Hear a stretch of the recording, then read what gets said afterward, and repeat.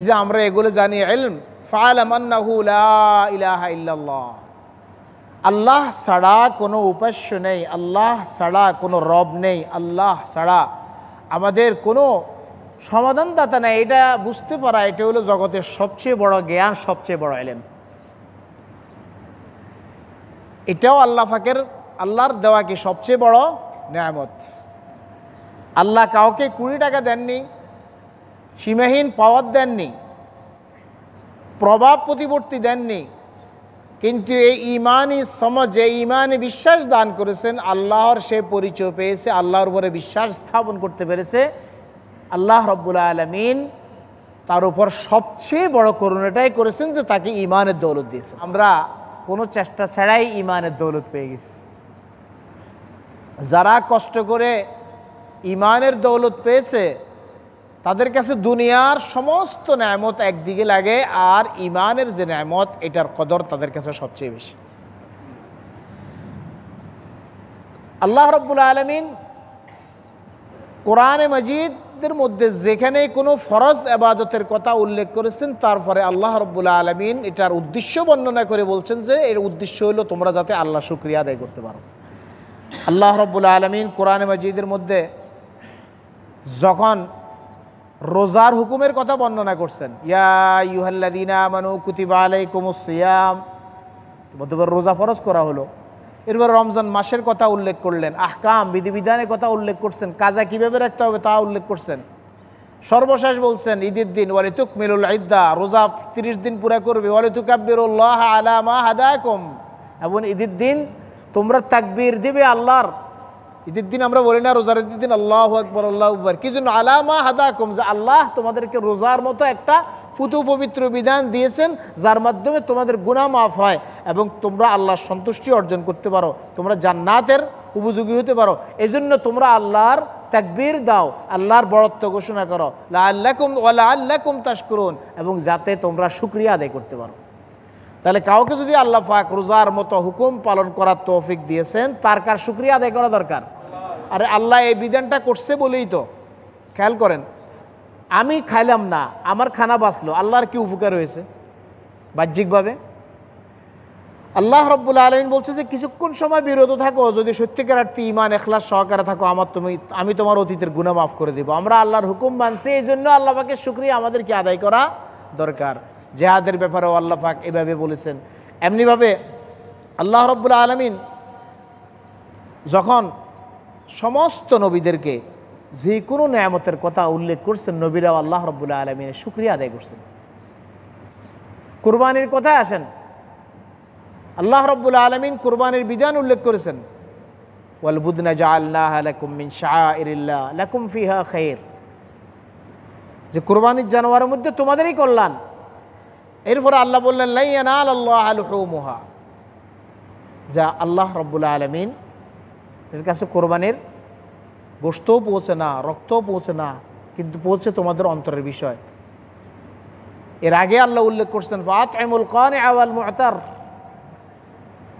তোমরা আল্লাহর নামে এই জবাই করো এই কোরবানির জানোয়ার, নিজেও খাও এবং যারা দরিদ্র আছে তাদেরকেও খাওয়াও। আর হাদিসে নবী করিম সাল্লাল্লাহু আলাইহি সাল্লামের মাধ্যমে আমাদেরকে নির্দেশ দিয়েছেন নিজেও খাও, আত্মীয় স্বজনকে কি খাওয়াও। এরপরে আল্লাহ স্মরণ করে দিচ্ছেন কাযালিকা সাখখারনাহা লাকুম লাআল্লাকুম তাশকুরুন, যে জানোয়ারগুলোকে আমি তোমাদের অধীন করে দিয়েছি, এক একটা এক এক বিশাল জানোয়ার। আমাদের অনেকের গরু জবাই করতে সময় লাগে গেছে, 12 বার গরুকে শোয়ায় কিন্তু গরুকে ধরে রাখতে পারে না। গরু 7-8 জন 10 জন সবাইকে আপনার ম্যাসাকার করে গরু বেরিয়ে যায়। অনেকের হাত থেকে গরু ছুটে গিয়ে 1-1.5 ঘন্টা ঘুরছে, কিন্তু এরপরে আবার আল্লাহর হুকুমে গরু কি হয়েছে? বশ হয়েছে। আল্লাহ বলেন কাযালিকা সাখখারনাহা লাকুম, এরা যে তোমাদের ছুরির নিচে এসে গেছে, তোমাদের শক্তি না, এটা কার হুকুম? একমাত্র আমার হুকুম। না হলে 10 জন লোক প্রথমে পারলো না কেন, 1 ঘন্টা পরে পারে কেন? কি ভাই, এই আল্লাহ বলেন যে আমি তোমাদের অধীন করে দিয়েছি লাআল্লাকুম তাশকুরুন, উদ্দেশ্য হলো তোমরা যাতে এসব বুঝে শুনে আমার শুকরিয়া আদায় করো। তাহলে কোরবানির জানোয়ার এই বিধান আল্লাহ ওয়াজিব করেছেন, এটার উদ্দেশ্য কি? আমাদের আল্লাহ রাব্বুল আলামিনের শুকরিয়া কি করা, আদায় করা। নবী করিম সাল্লাল্লাহু আলাইহি ওয়াসাল্লামকে আল্লাহ পাক সমস্ত নেয়ামত দিয়েছেন, দুনিয়ার নেয়ামতের উপরও উনি আল্লাহর শুকরিয়া আদায় করছেন, কিন্তু সবচেয়ে বেশি তিনি সবসময় শুকরিয়া আদায় করতেন আল্লাহ যে ওনাকে নবুয়ত দিয়েছেন, আল্লাহ যে ওনাকে নিষ্পাপ করেছেন। শুকরিয়া হিসেবে তিনি এত লম্বা নফল নামাজ পড়তেন যে তার পা, দুই পা মুবারক ফুলে যেত, হাত্তা তাতাওয়াররামা কাদামা। সবাই বলল যে আল্লাহ আপনাকে এত নেয়ামত দিয়েছেন, এত লম্বা কেন নামাজ পড়েন যে আপনার পা মুবারক ফুলে যাচ্ছে? আফালা আকুনু আবদান শাকুরা, আমি কি আল্লাহর শুকরগুজার বান্দা হব না? হযরত লোকমান আলাইহিস সালামকে আল্লাহ পাক অনেক জ্ঞান দিয়েছেন না? উনি নবী ছিলেন না লোকমান, কিন্তু বড় একজন বুজুর্গ এবং বিদ্বান, বলা হয় লোকমান আল হাকিম, জ্ঞানী ছিলেন। আল্লাহ পাক ওনাকে স্পেশাল জ্ঞান দিয়েছেন। ওনার ব্যাপারে আল্লাহ বলছে লাকাদ আতাইনা লোকমান আল হিকমাতা, আমি লোকমানকে কি করেছি? জ্ঞান, বিজ্ঞান এবং অনেক হিকমতের কথা শিক্ষা দিয়েছি। ওয়ালাকাদ আতাইনা লোকমান আল হিকমাতা আনিশকুর লিল্লাহ, এবং তাকে বলেছি আল্লাহর শুকরিয়া আদায় করো। সবচেয়ে বড় জ্ঞান, বুদ্ধিমত্তা হচ্ছে কার কৃতজ্ঞতা আদায় করা? আল্লাহর কৃতজ্ঞতা আদায় করা। ওয়া মান ইয়াশকুর ফাইন্নামা ইয়াশকুরু লিনাফসি, যে আল্লাহর কৃতজ্ঞতা আদায় করে সে আসলে নিজেরই উপকার করে, এবং যে অস্বীকার করে আল্লাহর নেয়ামতকে তার জেনে রাখা উচিত আল্লাহ তার মুখাফিক কিনা, এবং আল্লাহ সর্বাবস্থায় প্রশংসিত। সে আলহামদুলিল্লাহ বলুক অথবা না বলুক, আল্লাহ রাব্বুল আলামিনের প্রশংসায় তার সমস্ত জগৎ সদা মুখরিত, সদা আল্লাহর প্রশংসায় তারা পঞ্চমুখ।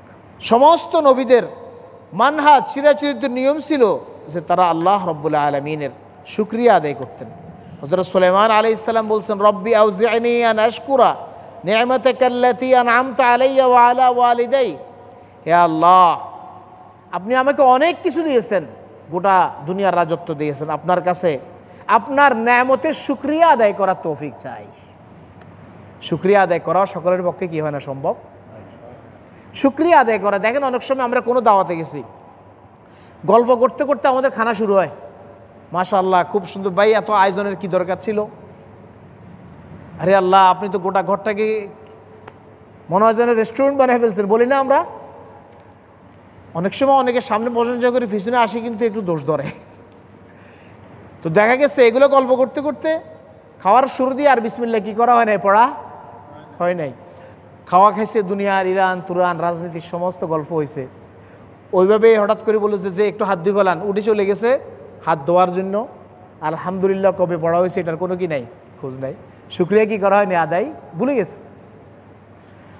এই জন্য হযরত সুলাইমান আলাইহিস সালাম বলতেছিলেন আল্লাহ আপনার যে নেয়ামত আমাকে দিয়েছেন, আমার মাতা পিতাকে দিয়েছেন, আমাদের পূর্বপুরুষকে দিয়েছেন, সেগুলোর শুকরিয়া যাতে আমি আদায় করতে পারি সেই তৌফিক আপনি আমাকে দান করুন। হযরত ইব্রাহিম আলাইহিস সালামও তার সমস্ত কর্মকাণ্ডের পিছনে বলেছেন লাআল্লাহুম ইয়াশকুরুন, যে আল্লাহ আমার স্ত্রীকে রেখে এসেছি মক্কা মুকাররমা বালাদুল্লাহিল হারামের পাশে, যাতে আপনারা শুকরিয়া আদায় করতে পারে।